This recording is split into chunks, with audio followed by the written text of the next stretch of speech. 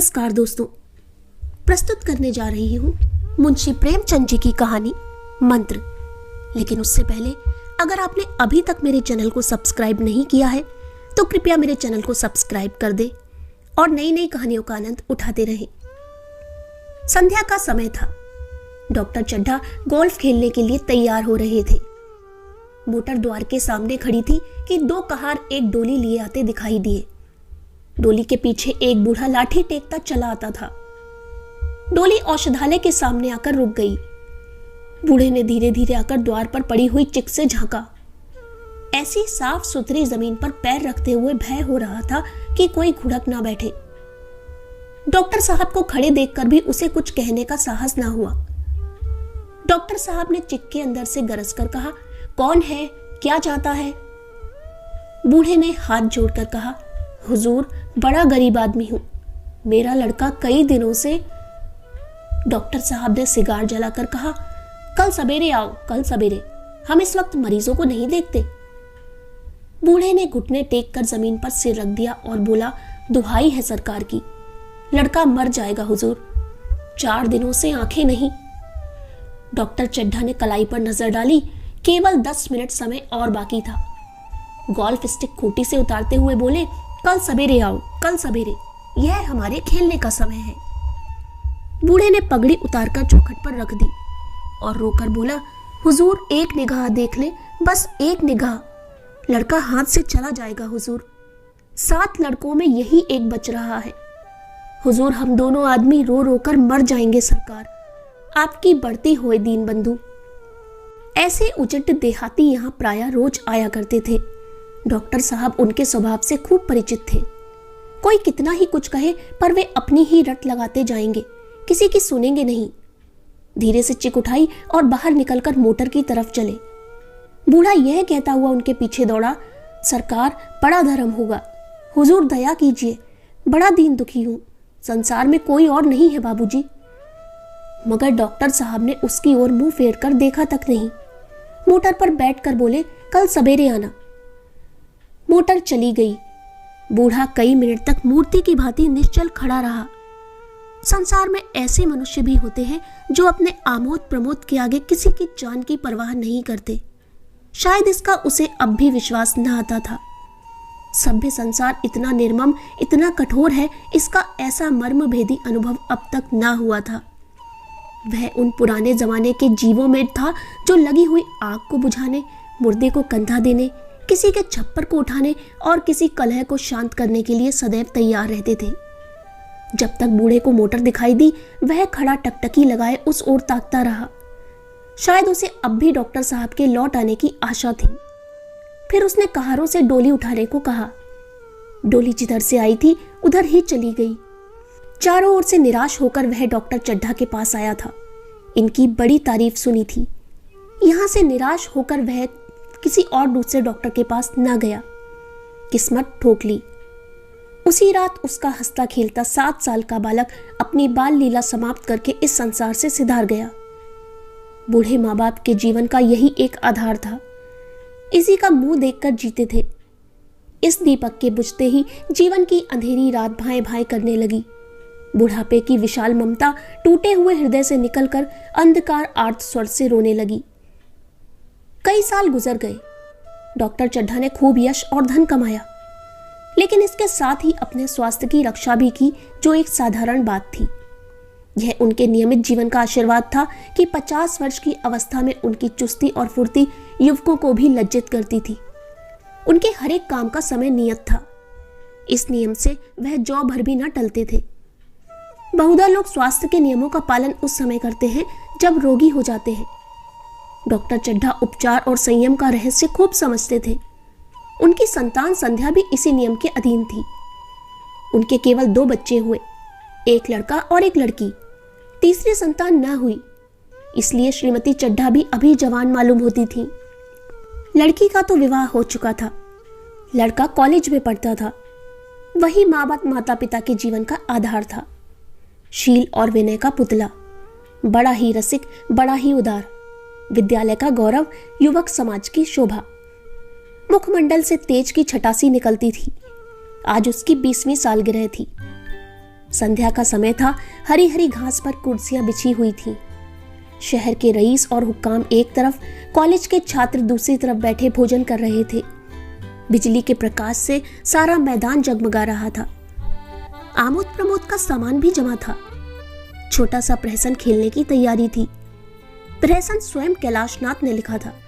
वही मुख्य एक्टर भी था। इस समय वह एक रेशमी कमीज पहने नंगे सिर नंगे पांव इधर से उधर मित्रों की आव भगत में लगा हुआ था। कोई पुकारता, कैलाश जरा इधर आना। कोई उधर से पुकारता, कैलाश क्या उधर ही रहोगे। सभी उसे छेड़ते थे, चुहले करते थे। बेचारे को जरा दम मारने का अवकाश न मिलता था। सहसा एक रमणी ने उसके पास आकर पूछा, क्यों कैलाश, तुम्हारे सांप कहाँ है? जरा मुझे दिखा दो। कैलाश ने उससे हाथ मिलाकर कहा, मृणालिनी इस वक्त क्षमा करो, कल दिखा दूंगा। मृणालिनी ने आग्रह किया, जी नहीं, तुम्हें दिखाना पड़ेगा। मैं आज नहीं मानने की, तुम रोज कल कल करते हो। मृणालिनी और कैलाश दोनों सहपाठी थे और एक दूसरे के प्रेम में पगे हुए। कैलाश को सांपों के पालने, खिलाने और नचाने का शौक था। तरह तरह के सांप पाल रखे थे। उनके स्वभाव और चरित्र की परीक्षा करता रहता था। थोड़े दिन हुए उसने विद्यालय में सांपों पर एक मार्के का व्याख्यान दिया था। सांपों को नचाकर दिखाया भी था। प्राणी शास्त्र के बड़े बड़े पंडित भी यह व्याख्यान सुनकर दंग रह गए थे। यह विद्या उसने एक बड़े सपेरे से सीखी थी। सांपों की जड़ी बूटियां जमा करने का उसे मरज था। इतना पता भर मिल जाए कि किसी व्यक्ति के पास कोई अच्छी जड़ी है, फिर उसे चैन न आता था, उसे लेकर ही छोड़ता था। यही व्यसन था। इस पर हजारों रुपए फूंक चुका था। मृणालिनी कई बार आ चुकी थी, पर कभी सांपों को देखने के लिए इतनी उत्सुक न हुई थी। कह नहीं सकते आज उसकी उत्सुकता सचमुच जाग गई थी या वह कैलाश पर अपने अधिकार का प्रदर्शन करना चाहती थी, पर उसका आग्रह बेमौका था।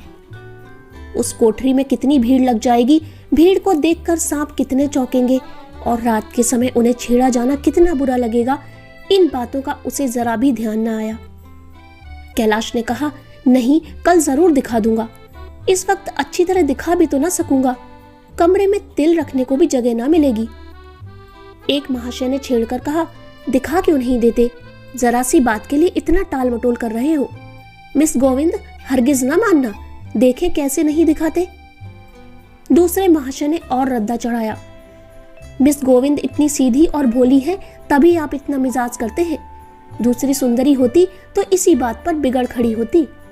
तीसरे साहब ने मजाक उड़ाया, अजी बोलना छोड़ देती, भला कोई बात है?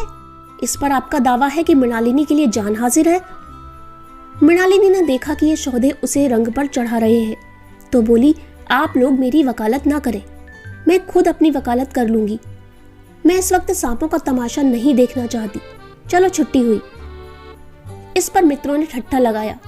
एक साहब बोले, देखना तो आप सब कुछ चाहे, पर दिखाई भी तो।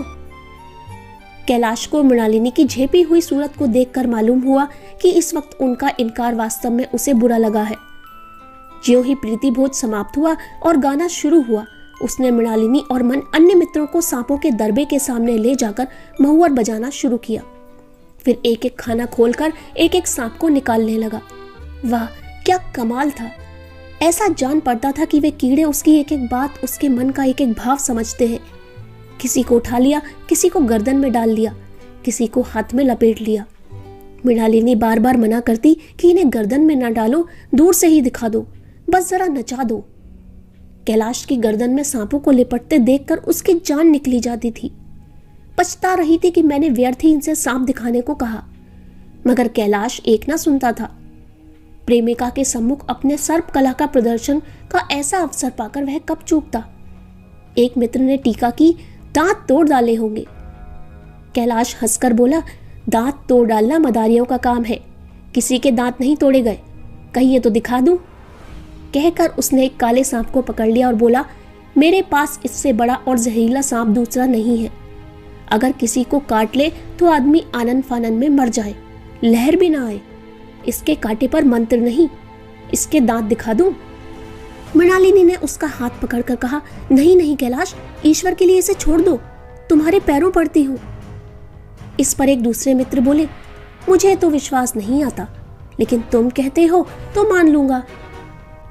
कैलाश ने सांप की गर्दन पकड़कर कहा, नहीं साहब, आप अपनी आंखों से देखकर मानिए। दांत तोड़कर वश में किया तो क्या?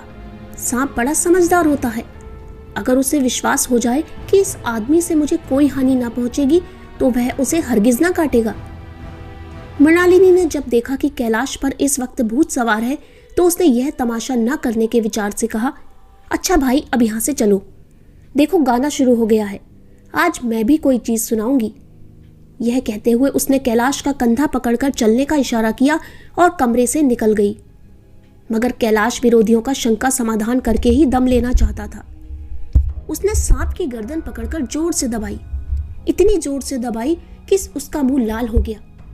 देह की सारी नसें तन गईं। सांप ने अब तक उसके हाथों ऐसा व्यवहार न देखा था। उसकी समझ में न आता था कि यह मुझसे क्या चाहते हैं। उसे शायद भ्रम हुआ कि मुझे मार डालना चाहते हैं, अतः वह आत्मरक्षा के लिए तैयार हो गया। कैलाश ने उसकी गर्दन खूब दबाकर मुंह खोल दिया और उसके जहरीले दांत दिखाते हुए बोला, जिन सज्जनों को शक हो आकर देख ले। आया विश्वास या अब भी कुछ शक है? मित्रों ने आकर उसके दांत देखे और चकित हो गए। प्रत्यक्ष प्रमाण के सामने संदेह को स्थान कहां? मित्रों का शंका निवारण करके कैलाश ने सांप की गर्दन ढीली कर दी और उसे जमीन पर रखना चाहा, पर वह काला गेहूंवन क्रोध से पागल हो रहा था। गर्दन नरम पड़ते ही उसने सिर उठाकर कैलाश की उंगली में जोर से काटा और वहां से भागा। कैलाश की उंगली से टप टप खून टपकने लगा। उसने जोर से उंगली दबा ली और अपने कमरे की तरफ दौड़ा। वहां मेज की दराज में एक जड़ी रखी हुई थी जिसे पीस कर लगा देने से घातक विष भी रफू हो जाता था। मित्रों में हलचल पड़ गई। बाहर महफिल में भी खबर हुई। डॉक्टर साहब घबराकर दौड़े। फौरन उंगली की जड़ कसकर बांधी गई और जड़ी पीसने के लिए दी गई। डॉक्टर साहब जड़ी के कायल ना थे। वह उंगली का डसा भाग नश्तर से काट देना चाहते, मगर कैलाश को जड़ी पर पूर्ण विश्वास था। मृणालिनी पियानो पर बैठी हुई थी। यह खबर सुनते ही दौड़ी और कैलाश की उंगली से टपकते हुए खून को रुमाल से पोंछने लगी। जड़ी पीसी जाने लगी, पर उसी 1 मिनट में कैलाश की आंखें झपकने लगी। ओठों पर पीलापन दौड़ने लगा, यहां तक कि वह खड़ा ना रह सका, फर्श पर बैठ गया। सारे मेहमान कमरे में जमा हो गए। कोई कुछ कहता था, कोई कुछ। इतने में जड़ी पीस कर आ गई। मृणालिनी ने उंगली पर लेप किया। 1 मिनट और बीता। कैलाश की आंखें बंद हो गई। वह लेट गया और हाथ से पंखा झलने का इशारा किया। मां ने दौड़कर उसका सिर गोद में रख लिया और बिजली का टेबल फैन लगा दिया। डॉक्टर साहब ने झुककर पूछा, कैलाश कैसी तबीयत है? कैलाश ने धीरे से हाथ उठा लिए पर कुछ बोल ना सका। मृणालिनी ने करुण स्वर में कहा, क्या जड़ी कुछ असर ना करेगी? डॉक्टर साहब ने सिर पकड़कर कहा, क्या बतलाऊं, मैं इसकी बातों में आ गया। अब तो नश्तर से भी कुछ फायदा ना होगा। आधे घंटे तक यही हाल रहा। कैलाश की दशा प्रतिक्षण बिगड़ती जाती थी, यहां तक कि उसकी आंखें पथरा गईं, हाथ पांव ठंडे पड़ गए, मुख की कांति मलिन पड़ गई, नाड़ी का कहीं पता नहीं। मौत के सारे लक्षण दिखाई देने लगे। घर में कोहराम मच गया। मृणालिनी एक ओर सिर पीटने लगी, मां अलग पछाड़े खाने लगी। डॉक्टर चड्ढा को मित्रों ने पकड़ लिया, नहीं तो वह नश्तर अपनी गर्दन पर मार लेते। एक महाशय बोले, कोई मंत्र झाड़ने वाला मिले तो संभव है अब भी जान बच जाए। एक मुसलमान सज्जन ने इसका समर्थन किया। अरे साहब, कब्र में पड़ी हुई लाशें जिंदा हो गई हैं, ऐसे ऐसे बाकमाल पड़े हुए हैं। डॉक्टर चड्ढा बोले, मेरी अक्ल पर पत्थर पड़ गया था कि इसकी बातों में आ गया। नश्तर लगा देता तो यह नौबत ही क्यों आती। बार बार समझाता रहा कि बेटा सांप ना पालो, मगर कौन सुनता था। बुलाइए, किसी झाड़ फूक करने वाले को ही बुलाइए। मेरा सब कुछ ले ले, मैं अपनी सारी जायदाद उसके पैरों पर रख दूंगा, लंगोटी बांधकर घर से निकल जाऊंगा, मगर मेरा कैलाश, मेरा प्यारा कैलाश उठ बैठे। ईश्वर के लिए किसी को बुलवाइए। एक महाशय का किसी झाड़ने वाले से परिचय था। वह दौड़कर उसे बुला लाए, मगर कैलाश की सूरत देखकर उसे मंत्र चलाने की हिम्मत ना पड़ी। बोला, अब क्या हो सकता है सरकार, जो कुछ होना था हो चुका। अरे मूर्ख, यह क्यों नहीं कहता कि जो कुछ ना होना था वह कहाँ हुआ? माँ बाप ने बेटे का चेहरा कहाँ देखा? मृणालिनी का कामना तरु क्या पल्लव और पुष्प से रंजित हो उठा? मन के वह स्वर्ण स्वप्न जिनसे जीवन आनंद का स्रोत बना हुआ था, क्या पूरे हो गए? जीवन के नृत्य में तारिका मंडित सागर में आमोद की बहार लूटते हुए क्या उनकी नौका जलमग्न नहीं हो गई? जो ना होना था वह हो गया। वही हरा भरा मैदान था, वही सुनहरी चांदनी एक निशब्द संगीत की भांति प्रकृति पर छाई हुई थी। वही मित्र समाज था, वही मनोरंजन के समान थे। मगर जहां हास्य की ध्वनि थी वहां करुण क्रंदन और अश्रु प्रवाह था। शहर से कई मील दूर एक छोटे से घर में एक बूढ़ा और बुढ़िया अंगीठी के सामने बैठे जाड़े की रात काट रहे थे। बूढ़ा नारियल पीता था और बीच बीच में खांसता था। बुढ़िया दोनों घुटनियों में सिर डाले आग की ओर ताक रही थी। एक मिट्टी के तेल की कुप्पी ताक पर जल रही थी। घर में ना चारपाई थी ना बिछौना। एक किनारे थोड़ी सी पुआल पड़ी हुई थी। इसी कोठरी में एक चूल्हा था। बुढ़िया दिन भर उपले और सूखी लकड़ियां बटोरती थी। बूढ़ा रस्सी बटकर बाजार में बेच आता था। यही उनकी जीविका थी। उन्हें ना किसी ने रोते देखा ना हंसते। उनका सारा समय जीवित रहने में कट जाता था। मौत द्वार पर खड़ी थी, रोने या हंसने की कहाँ फुर्सत। बुढ़िया ने पूछा, कल के लिए सन तो है ना, काम क्या करोगे?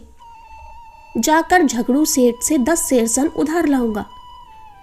उसके पहले के पैसे तो दिए ही नहीं, और उधार कैसे देगा? ना देगा ना सही, घास तो कहीं नहीं गई। दोपहर तक क्या 2 आने की भी ना काटूंगा। इतने में एक आदमी ने द्वार पर आवाज दी, भगत भगत, क्या सो गए? जरा किवाड़ खोलो। भगत ने उठकर किवाड़ खोल दिए। एक आदमी ने अंदर आकर कहा, कुछ सुना? डॉक्टर चड्ढा बाबू के लड़के को सांप ने काट लिया। भगत ने चौंक कर कहा, चड्ढा बाबू के लड़के को? वही चड्ढा बाबू है ना जो छावनी के बंगले में रहते हैं? हाँ हाँ वही। शहर में हल्ला मचा हुआ है, जाते हो तो जाओ, आदमी बन जाओगे। बूढ़े ने कठोर भाव से सिर हिलाकर कहा, मैं नहीं जाता, मेरी बला जाए। वही चड्ढा है, खूब जानता हूं। भैया लेकर उन्हीं के पास गया था। खेलने जा रहे थे, पैरों पर गिर पड़ा कि एक नजर देख लीजिए, मगर सीधे मुंह से बात तक न की। भगवान बैठे सुन रहे थे। अब जान पड़ेगा कि बेटे का गम कैसा होता है। कई लड़के हैं? नहीं जी, यही तो एक लड़का था, सुना है सबने जवाब दे दिया है। भगवान बड़ा कारसाज है। उस वक्त मेरी आंखों से आंसू निकल पड़े थे, पर उन्हें तनिक भी दया ना आई थी। मैं तो उनके द्वार पर होता तो भी बात ना पूछता। तो ना जाओगे? हमने जो सुना था सो कह दिया। अच्छा किया, अच्छा किया। कलेजा ठंडा हो गया, आंखें ठंडी हो गईं, लड़का भी ठंडा हो गया होगा। तुम जाओ, आज चैन की नींद सोऊंगा। बुढ़िया से, जरा तंबाकू ले ले, एक चिलम और पीऊंगा। अब मालूम होगा लाला को, सारी सहाबी निकल जाएगी। हमारा क्या बिगड़ा? लड़के के मर जाने से कुछ राज तो चला नहीं गया। जहां 6 बच्चे गए थे वहां एक और चला गया। तुम्हारा तो राज सूना हो जाएगा। उसी के वास्ते सबका गला दबा दबा कर जोड़ा था ना। अब क्या करोगे? एक बार देखने जाऊंगा, पर कुछ दिन बाद मिजाज का हाल पूछूंगा। आदमी चला गया। भगत ने किवाड़ बंद कर लिए, तब चिलम पर तंबाकू रखकर पीने लगा। बुढ़िया ने कहा, इतनी रात गए जाड़े पाले में कौन जाएगा? अरे दोपहर ही होता तो मैं ना जाता। सवारी दरवाजे पर लेने आती तो भी ना जाता। भूल नहीं गया हूं, पन्ना की सूरत आंखों में फिर रही है। इस निर्दयी ने उसे एक नजर देखा तक नहीं। क्या मैं ना जानता था कि वह ना बचेगा? खूब जानता था। चड्ढा भगवान नहीं थे कि उनकी एक निगाह देख लेने से अमृत बरस जाता। नहीं, खाली मन की दौड़ थी। अब किसी दिन जाऊंगा और कहूंगा, क्यों साहब, कहिए क्या रंग है? दुनिया बुरा कहेगी, कहे, कोई परवाह नहीं। छोटे आदमियों में तो सब ऐब है, बड़ों में कोई ऐब नहीं होता, देवता होते हैं। भगत के लिए जीवन में यह पहला अवसर था कि ऐसा समाचार पाकर वह बैठा रह गया हो। 80 वर्ष के जीवन में ऐसा कभी ना हुआ था कि सांप की खबर पाकर वह दौड़ ना गया हो। माघ पूस की अंधेरी रात, चैत बैसाख की धूप और लू, सावन भादों की चढ़ी हुई नदी और नाले, किसी की उसने कभी परवाह न की। वह तुरंत घर से निकल पड़ता था, निस्वार्थ निष्काम। लेन देन का विचार कभी दिल में आया नहीं। यह काम ही ऐसा था। जान का मूल्य कौन दे सकता है? यह एक पुण्य कार्य था। सैकड़ों निराशों को उसके मंत्रों ने जीवन दान दे दिया था। पर आज वह घर से कदम नहीं निकाल सका। यह खबर सुनकर सोने जा रहा है। बुढ़िया ने कहा, तंबाकू अंगीठी के पास रखी हुई है, उसके भी आज 2.5 पैसे हो गए हैं, देती ही ना थी। बुढ़िया यह कहकर लेटी। बूढ़े ने कुप्पी बुझाई, कुछ देर खड़ा रहा, फिर बैठ गया, अंत को लेट गया, पर यह खबर उसके हृदय पर बोझे की भांति रखी हुई थी। उसे मालूम हो रहा था उसकी कोई चीज खो गई है, जैसे सारे कपड़े गीले हो गए हैं या पैरों में कीचड़ लगा हुआ है, जैसे कोई उसके मन में बैठा हुआ उसे घर से निकालने के लिए कुरेद रहा है। बुढ़िया जरा देर में खर्राटे लेने लगी। बूढ़े बातें करते करते सोते हैं और जरा सा खटका होते ही जागते हैं। तब भगत उठा, अपनी लकड़ी उठा ली और धीरे से किवाड़ खोले। बुढ़िया ने पूछा, कहाँ जाते हो? कहीं नहीं, देखता था कि कितनी रात है।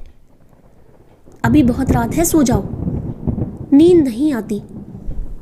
नींद काहे आवेगी, मन तो चड्ढा के घर पर लगा हुआ है।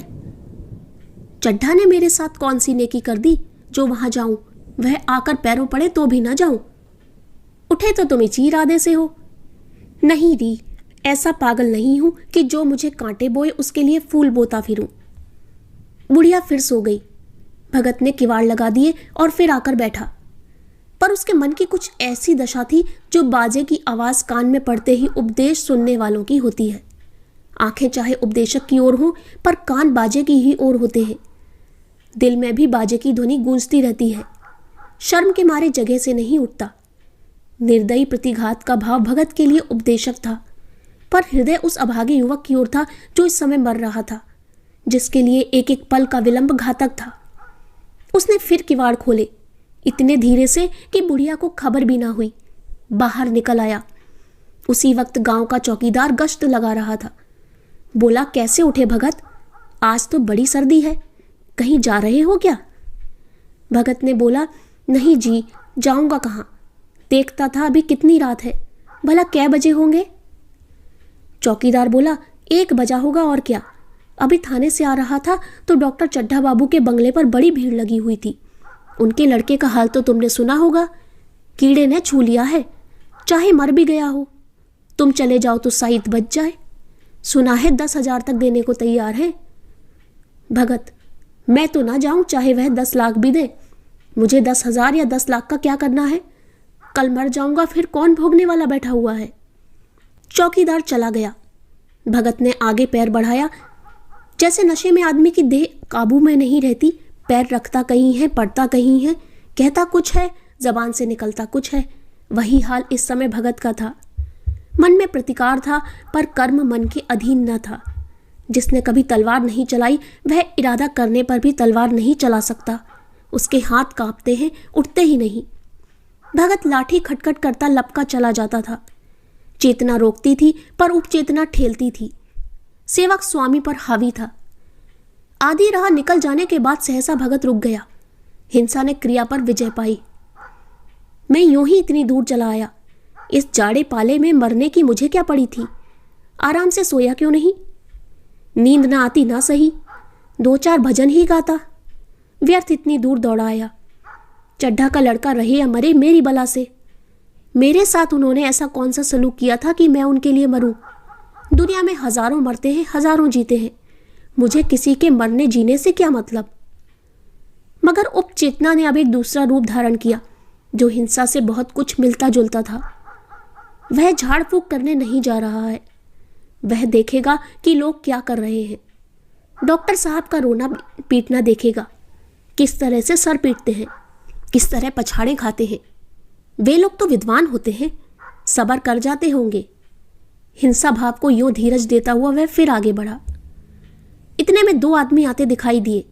दोनों बातें करते चले आ रहे थे। चड्ढा बाबू का घर उजड़ गया, वही तो एक लड़का था। भगत के कान में यह आवाज पड़ी, उसकी चाल और भी तेज हो गई। थकान के मारे पांव ना उठते थे। शिरोभाग इतना बढ़ा जाता था मानो अब मुंह के बल गिर पड़ेगा। इस तरह वह कोई 10 मिनट तक चला होगा कि डॉक्टर साहब का बंगला नजर आया। बिजली की बत्तियां जल रही थीं, मगर सन्नाटा छाया हुआ था। रोने पीटने की आवाज भी ना आती थी। भगत का कलेजा धक धक करने लगा।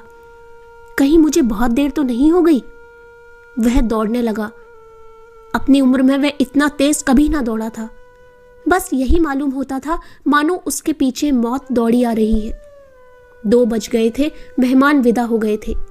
रोने वालों में केवल आकाश के तारे रह गए थे और सभी रो रोकर थक गए थे। बड़ी उत्सुकता के साथ लोग रह रहकर आकाश की ओर देखते थे कि किसी तरह से सुबह हो और लाश गंगा की गोद में दी जाए। सहसा भगत ने द्वार पर पहुंचकर आवाज दी। डॉक्टर साहब समझे कोई मरीज आया होगा। किसी और दिन उन्होंने उस आदमी को दुत्कार दिया होता, मगर आज बाहर निकल आए। देखा एक बूढ़ा आदमी खड़ा है, कमर झुकी हुई, पोपला मुंह, भौहें तक सफेद हो गई थी। लकड़ी के सहारे कांप रहा था। बड़ी नम्रता से बोले, क्या है भाई, आज तो हमारे ऊपर ऐसी मुसीबत पड़ गई है कि कुछ कहते नहीं बनता। फिर कभी आना। इधर 1 महीना तक तो शायद मैं किसी भी मरीज को ना देख सकूंगा। भगत ने कहा, सुन चुका हूं बाबूजी, इसीलिए आया हूं। भैया कहाँ है, जरा मुझे दिखा दीजिए। भगवान बड़ा कारसाज है, मुर्दे को भी जिला सकता है। कौन जाने उसे अब भी दया आ जाए। चड्ढा ने व्यथित स्वर में कहा, चलो देख लो, मगर 3-4 घंटे हो चुके हैं। जो कुछ होना था हो चुका। भाव तेरे झाड़ने फूकने वाले देख देख कर चले गए। डॉक्टर साहब को आशा तो क्या थी, हाँ बूढ़े पर दया आ गई। अंदर ले गए। भगत ने लाश को 1 मिनट तक देखा, तब मुस्कुरा कर बोला, अभी कुछ नहीं बिगड़ा है बाबूजी। यह नारायण चाहेंगे तो आधे घंटे में भैया उठ बैठेंगे। आप नाहक दिल छोटा कर रहे हैं। जरा कहारों से कहिए पानी तो भरे। कहारों ने पानी भर भर कर कैलाश को नहलाना शुरू किया। पाइप बंद हो गया था। कहारों की संख्या अधिक ना थी, इसलिए मेहमानों ने अहाते के बाहर से कुएं से पानी भर भर कर कहारों को दिया। मृणालिनी कलसा लिए पानी ला रही थी। बूढ़ा भगत खड़ा मुस्कुरा मुस्कुरा कर मंत्र पढ़ रहा था, मानो विजय उसके सामने खड़ी है। जब एक बार मंत्र समाप्त हो जाता, तब वह एक जड़ी कैलाश के सिर पर डालता और ना जाने कितनी बार मंत्र फूंकता। आखिर जब ऊषा ने अपनी लाल लाल आंखें खोली तो कैलाश की भी लाल लाल आंखें खुल गईं। एक क्षण में उसने अंगड़ाई ली और पानी पीने को मांगा। डॉक्टर चड्ढा ने दौड़कर नारायणी को गले से लगा लिया। नारायणी दौड़कर भगत के पैरों पर गिर पड़ी और मृणालिनी कैलाश के सामने आंखों में आंसू भरे पूछने लगी, अब कैसी तबीयत है। एक क्षण में चारों तरफ खबर फैल गई। मित्रगण मुबारकबाद देने आने लगे। डॉक्टर साहब बड़े श्रद्धा भाव से हर एक के सामने भगत का यश गाते फिरते थे। सभी लोग भगत के दर्शनों के लिए उत्सुक हो उठे, मगर अंदर जाकर देखा तो भगत का कहीं पता ना था। नौकरों ने कहा, अभी तो यहीं बैठे चिलम पी रहे थे। हम लोग तंबाकू देने लगे तो नहीं ली, अपने पास से तंबाकू निकालकर भरी। यहाँ तो भगत की चारों ओर तलाश होने लगी और भगत लपका हुआ घर जा रहा था कि बुढ़िया के उठने से पहले पहुंच जाऊं। जब मेहमान लोग चले गए तो डॉक्टर साहब ने नारायणी से कहा, बुढ़ा ना जाने कहाँ चला गया, एक चिलम तंबाकू का भी रवादार ना हुआ। नारायणी, मैंने तो सोचा था इसे कोई बड़ी रकम दूंगी। चड्ढा, रात को तो मैंने नहीं पहचाना, पर जरा साफ हो जाने पर पहचान गया। एक बार यह एक मरीज को लेकर आया था। मुझे अब याद आता है कि मैं खेलने जा रहा था और मरीज को देखने से इनकार कर दिया था। आज उस दिन की बात याद करके मुझे जितनी ग्लानि हो रही है उसे प्रकट नहीं कर सकता। मैं उसे अब खोज निकालूंगा और उसके पैरों पर गिरकर अपना अपराध क्षमा कराऊंगा। वह कुछ लेगा नहीं, यह जानता हूं। उसका जन्म यश की वर्षा करने के लिए ही हुआ है। उसकी सज्जनता ने मुझे ऐसा आदर्श दिखा दिया है जो अब से जीवन पर्यंत मेरे सामने रहेगा।